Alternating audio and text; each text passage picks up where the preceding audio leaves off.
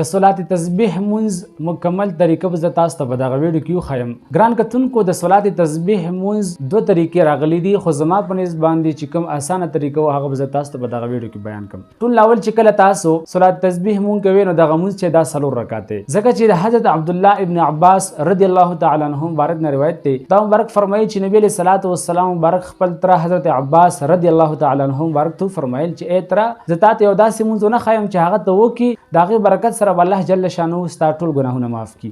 او هغه منځ دا دی چې ته به د 4 رکعاتو منځ نیت وتړې چې هغه د صلات تسبیح منځ ورته ویل شي، او دغه نیت به وتړې. هغه نه وروسته به تا اول ثنا وایي، ثنا پسې وروسته به تا 15 مرتبه یعنی 15 ځله کلمه تمجید یعنی سبحان الله والحمد لله ولا اله الا الله والله اکبر دغه کلمه به وایي. هغې نه وروسته به اعوذ بالله وایي، بیا بسم الله وایي، بیا به چې دی سورې فاتحه وایي، بیا سورې فاتحې پسې وروسته یو سورت وایي، او د سورت پسې وروسته بیا 10 مرتبه دغه کلمات وایي، او هغې نه وروسته بیا رکوع ته لاړ شي، او په رکوع کې به بیا دا تسبیحات نه وروسته 10 مرتبه وایي. بیا چې کله قومي ته ودرېږي یعنی د رکوع نه وروسته چې کله ته ودرېږي سمع الله لمن حمده دا وایي، هغې نه وروسته به دا 10 مرتبه وایي.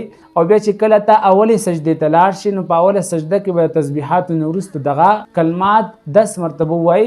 او بیا چې کله د اولې سجدې نه راپورته شي په جلسه کې په دغه ناسته کې د 2 سجدو په منځ کې چې کومه ناسته وي په دې کې به دغه کلمات چې 10 مرتبه وایي. او د هغې نه وروسته چې ته کله دوباره بیا سجدې ته لاړې د تسبیحاتو نه وروسته بیا 10 مرتبه وایي. نو دغه د اول رکعت طریقه چې کومه ما تاسو ته بیان کړه، همدغه طریقه تاسو په نور رکعتونو کې هم وکړئ. نو دغه طریقه د صلات تسبیح ده، او کوم خلک چې دغه صلات تسبیح وکړي نو الله جل شانه به دغه منځ په برکت سره تمام ګناهونه معاف کړي.